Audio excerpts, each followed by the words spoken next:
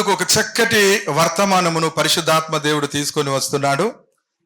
ఈ వాక్యము తన దాసుని శిలువ చాటున మరుగుపరిచి తన దాసుని ముఖాంతరములో నుండి పరిశుద్ధాత్మ దేవుడు మనందరితో మాట్లాడునుగాక. ఆమేన్. హల్లెలూయా. ఇక్కడ ఒక మాట మనము చదువుకుందాము.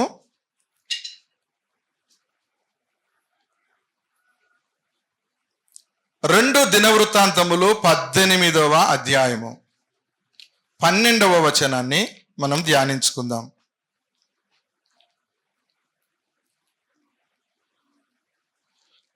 ఓకే, చదవండి ఒకరు.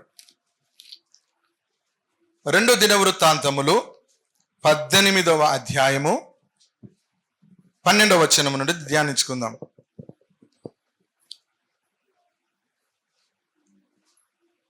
ఎవరు చదువుతున్నారు? మికాయాను పిలుచుటకు పోయిన దూత అతని కనుగొని ప్రవక్తలు రాజు విషయమై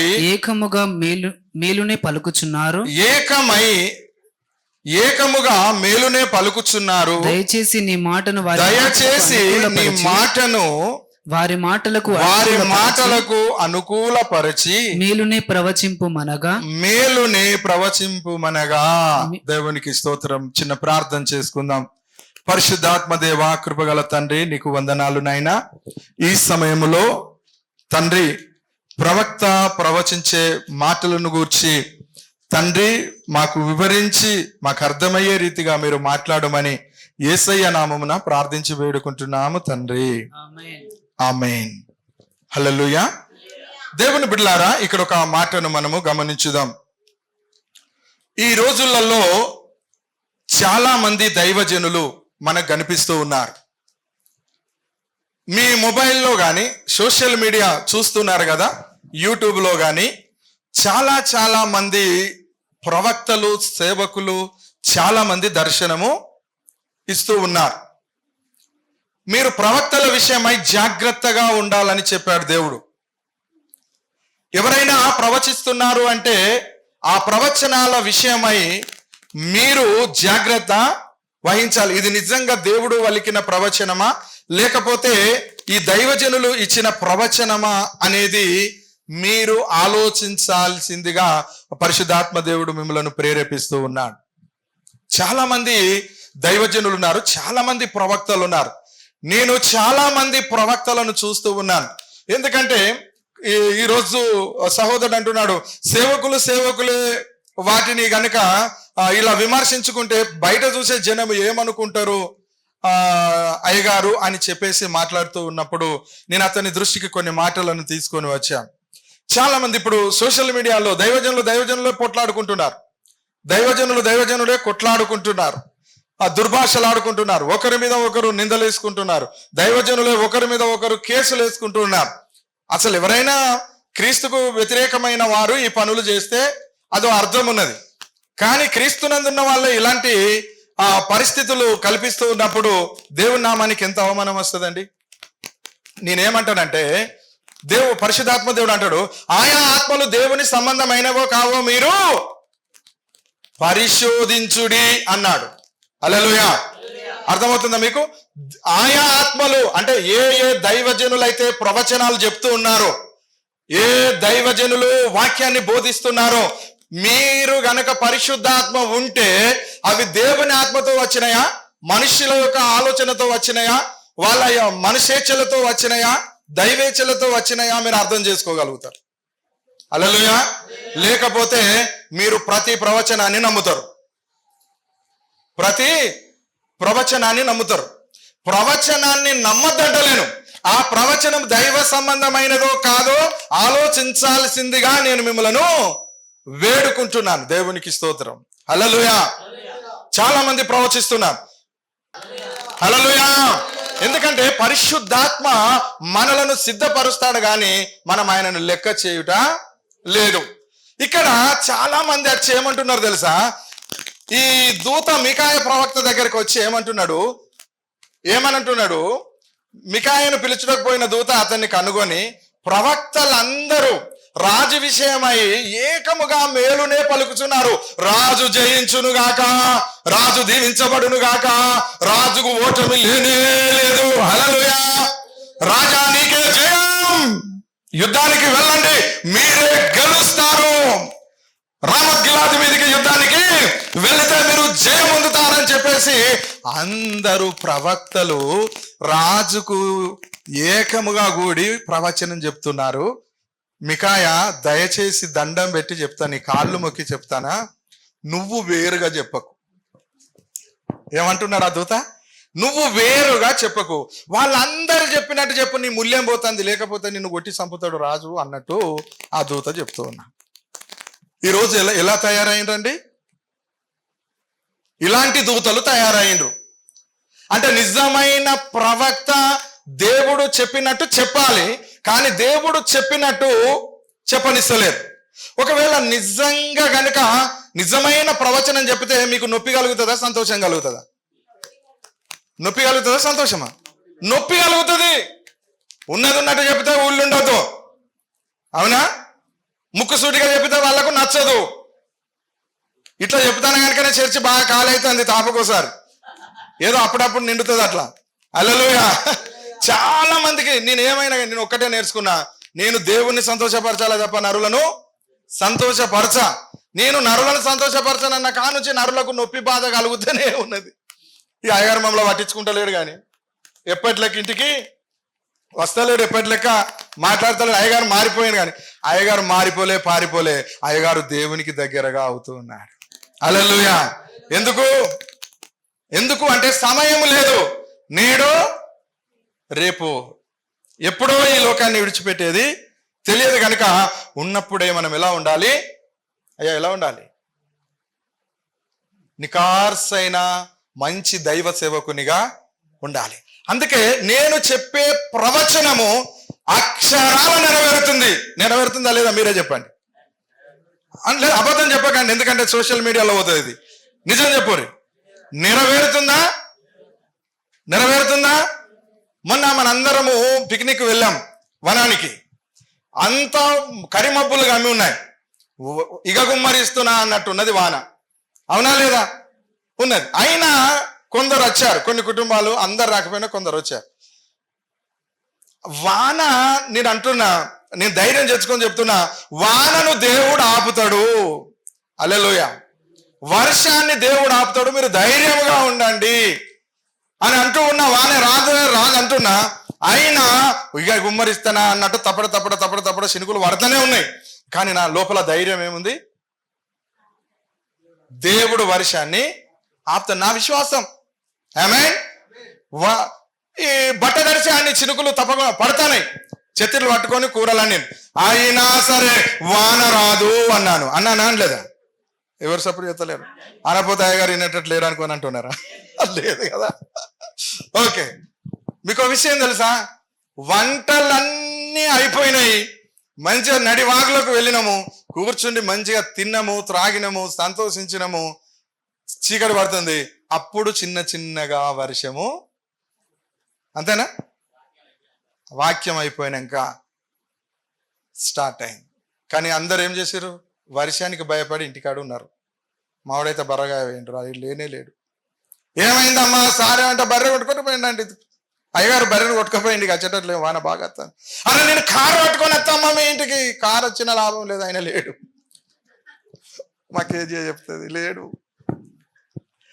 అరే మీరు అండుకోకుండా మేము వండినాము. ఎంత అద్భుతంగా వండినాం తెలుసా? నేను ఊహించుకొని పాస్టర్ అమ్మకు చెప్పిన, ఉన్నదానికంటే ఎక్కువ తయారు చేయి, ప్రైజులా వెనకొచ్చిన వాళ్ళకి అందిద్దామని చెప్పేసి. అయినా కొందరు రాలేదు. కానీ ఎందుకు చెప్పినా మీకు రానందుకు కాదు, దేవుడు వర్షాన్ని ఆపుతాడన్న ఆ సమయం వరకు దేవుడు వానను ఆపేశాడండి. మికాయలు ఆపిండా లేదా? గట్టిగా చెప్పు, ఇంట్లో నడిచేటట్టు. ఆపిండు. దేవుడు మన ప్రార్థన వింటాడు. హల్లెలూయా. నేనెక్కడ ప్రవచనము చెప్పినా అది దేవుడు అనుగ్రహిస్తేనే చెప్పాను తప్ప మనుషులను సంతోషపరచడానికి ఒక్క ప్రవచనాన్ని కూడా నేను అబద్ధం చెప్పలేదు. ఎందుకంటే మనిషిని సంతోషపరచడానికి ప్రవచనం అవసరం లేదు. ఒక మనిషిగా నేను చెప్పొచ్చు కదా, మనిషిగా నేను సహాయం చేసి సంతోషపరచచ్చు. కానీ దేవుడే చెప్పిండని దేవుని మీద దేవుడిని అడ్డం పెట్టుకొని చెప్పాల్సిన అవసరము లేదు. నిజంగా చెప్తున్నా, ఒక వ్యక్తిని బాగు చేయాలంటే మనము దేవుడిని అడ్డం పెట్టుకోవద్దు. దేవుడు చెప్పితే చెప్పు, ఆమేన్. కానీ దేవుడు చెప్పకుండా చెప్పద్దు.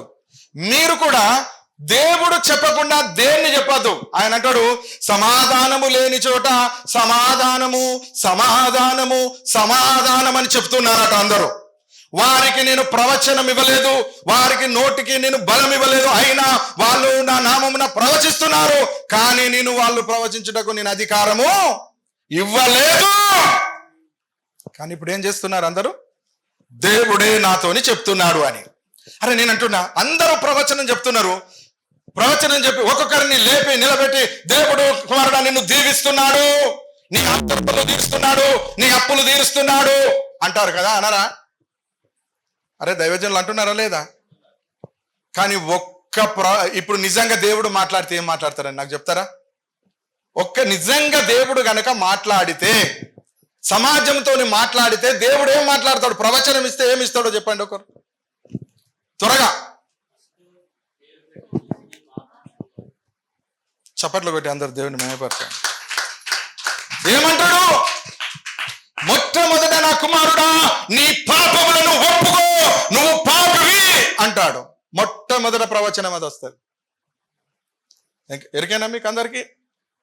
ఏ ప్రవక్త అయినా ప్రవచించటోళ్ళు ఇప్పటి వరకు నువ్వు పాపాత్మునే, నువ్వు పాపాత్మురాలివి, నువ్వు ఇప్పుడే మారు మనసు పొందు అని ఏ ప్రవక్తలైనా ప్రవచించంగా విన్నారా మీరు? ఓ నా కుమారి నిన్ను దేవుడు దీవిస్తున్నాడు, నా కుమారుడు ఆ దేవుడు నిన్ను దీవిస్తున్నాడు, నీ అప్పుల బాధలు తీరిపోతాయి, నీకున్న రోగం పోతుంది, మళ్ళీ రోగం వస్తుంది అని చెప్తున్నాడు తప్ప నువ్వు పాపివి, దేవుని వాక్యమునకు వ్యతిరేకంగా నువ్వు నడుస్తున్నావు. నువ్వు దేవుని కంటే నరులను ఎక్కువగా ప్రేమిస్తున్నావు. నీ తల్లిని, నీ తండ్రిని, నీ సహోదరుని, నీ సహోదరుని, నీ కుమార్తెను, అందరిని దేవుని కంటే ఎక్కువగా నువ్వు ప్రేమిస్తున్నావు. గనుక నువ్వు వెంబడలేసి నీ దేవునికి నువ్వు పశ్చాత్తాపపడి నీ అపరాధమును ఒప్పుకోమని ఏ ప్రవక్తలైనా చెప్తున్నారా? నా కుమారుడు నువ్వు పాపం చేసినావని చెప్తే నేను ఒక్కనే దొరికిందా నీకు? నేను ఎక్కడ పాపం చేసినా చెప్పు. ఒకడు ఏం చేసిండు? లోపలికి వెళ్ళి కత్తి తీసుకొని వచ్చి ఈ కత్తి పట్టి నిన్ను ఇట్లా వర్తనా అని బరిచి పట్టి తీసుకొచ్చి మికాయ ప్రవక్తకు పొడవడానికి కురికత్తాను. ఉందా అందులో? ఉందా ఇప్పుడు చదివిన దానిలో? అధ్యాయంలో ఉందా లేదా? మికాయ ప్రవక్తను ఏం చేయడానికి వస్తుంది? నువ్వు ఏమని చెప్పినావు? ప్రవచనం ఏమని చెప్పినావు? రాజుకు వ్యతిరేకంగా ప్రవచనం వచ్చింది. చదవండి ఒకసారి, చదవాలి.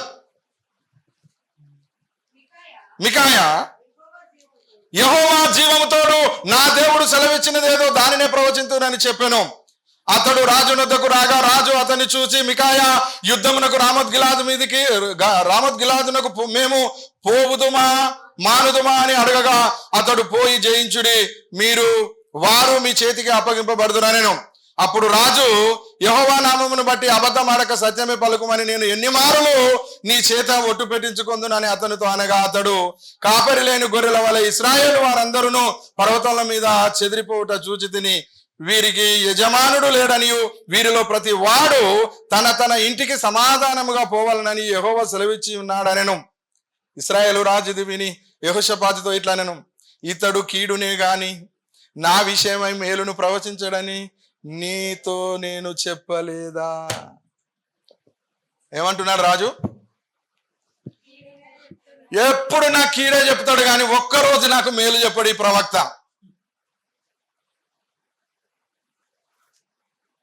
మేలు ప్రవక్త చెప్తే జరుగుతుందా? దేవుడు చెప్తే జరుగుతుందా? కదా. 450 మంది అన్య ప్రవక్తలను దగ్గర పెట్టుకున్నాడు. అర్థమైందా మీకు? సరే, ఇది ఇక్కడ ఉంచుదాం. దేవునికి స్తోత్రం. మీకు కొన్ని విషయాలు చెప్పి నేను ముగిస్తా. సమయం కొద్దిగా ఉంది. దేవునికి మహిమ కలుగును గాక. సమయం, టైం ఈజ్ ఓవర్. ఓకేనా? అయితే ఇక్కడ కొన్ని విషయాలు, హల్లెలూయా చెప్పండి, హల్లెలూయా. ఇక్కడ ప్రవక్త చెప్పినటువంటి మాటలను మనం విన్నాం. అయితే ఇక్కడ ఆయన ఏమని చెప్తున్నాడు అని అంటే, ఈయన కీడునే గాని మేలును పలకడు. నిజం చెప్తున్నాను, ప్రవక్త మేలును పలకడని కాదు, మేలు పలికే లాంటి జీవితం మీకు లేదు. మీ జీవితంలో దేవునికి ఇష్టకరంగా మీరు ఉన్నట్లయితే తప్పకుండా దేవుని యొక్క ప్రవక్త సత్యమే పలుకుతాడు, మీకు ఆశీర్వాదకరంగా ఆయన ప్రవచనం ఇస్తాడు. కానీ మీ జీవితాలలో మీరు సరిగా లేక, మీ జీవితాలలో మీరు దేవునికి ఇష్టకరమైనట్టు లేక, మీరు దేవుని ప్రవచనము గురించి కనుక ఆలోచన చేస్తే ఎప్పుడు కూడా మీకు అనుకూలమైన ప్రవచనాలు రావు. ఆమేన్. అవునంటారా కాదంటారా? ఓకే, నేను చెప్పేది ఒకటే, దేవుని బిడ్డలారా, ప్రవచనం అనేది మనల్ని చక్కజేయడానికి వస్తుంది, మనల్ని పరిశుద్ధపరచడానికి వస్తుంది, మనల్ని పాపము నుండి విడుదల చేయించడానికి వస్తుంది, మనల్ని యథార్థవంతులుగా తీర్చిదిద్దడానికి వస్తుంది, చెడిపోతున్న మనలను చక్క చేయడానికి వస్తుంది, క్రమశిక్షణ లేని మనలను దేవుని యొక్క క్రమశిక్షణలో నడిపించడానికి వస్తుంది, పాపులమైన మనలను పరిశుద్ధులుగా మార్చడానికి ప్రవచనం వస్తుంది. ఆమేన్. అంతేగాని దీవెనలు దీవెనలు దీవెనలు ఎవరైనా దీవించవచ్చు, కానీ ఆ దీవెన నీ దగ్గరికి రావాలి అంటే ఆ దీవెనకు మాదిరికరంగా నువ్వు ఉండాలి. దీవెన పొందుకునే లాంటి జీవితము నీకు ఉండాలి. అందుకే నేను ఒక మాట చెప్పి ముగిస్తున్నాను. దేవునికి స్తోత్రం. ప్రవక్త అనేవాడు మన జీవితాలను బాగు చేసేవాడు. ప్రవక్త అనేవాడు దేవుని మాటలను తప్ప తన సొంత మాటలను ఏనాడు కూడా పలకడు. నీ కోసము నా కోసము ఆయన ఏనాడు దేవుడు ఆజ్ఞాపించకుండా దానిని ప్రవచించాడు. అందరం లేచి నిలబడదాం. దేవునికి మహిమ కలుగును గాక. హల్లెలూయా. గ్లోరీ షలరబ కురందర కులరబ. హల్లెలూయా. ప్రవక్తలనే వాళ్ళు, బోధకులనే వారు చాలా మంది ఉన్నారు. ప్రియులారా, మనము ఆయా ఆత్మలు దేవుని సంబంధమైనవో కావో మనం పరీక్షించాలి, పరిశీలన చేయాలి. ఒకటే నువ్వు నేర్చుకోవాల్సింది ఏంటంటే, ఇప్పటి నుండి నువ్వు దేవునికి ఇష్టకరంగా ఉండాలి, నువ్వు దేవుణ్ణి సంతోషపరిచే వ్యక్తిగా ఉండాలి, నువ్వు దేవుణ్ణి మహిమపరిచే వ్యక్తిగా ఉండాలి, నువ్వు దేవుని సొత్తైన ప్రజగా ఉండాలి. నువ్వు దేవుణ్ణి తప్ప ఎవరిని ఈ లోకంలో లక్ష్య పెట్టకూడదు. దేవుని కంటే ఎక్కువగా నువ్వు ఎవరిని ప్రేమించకూడదు.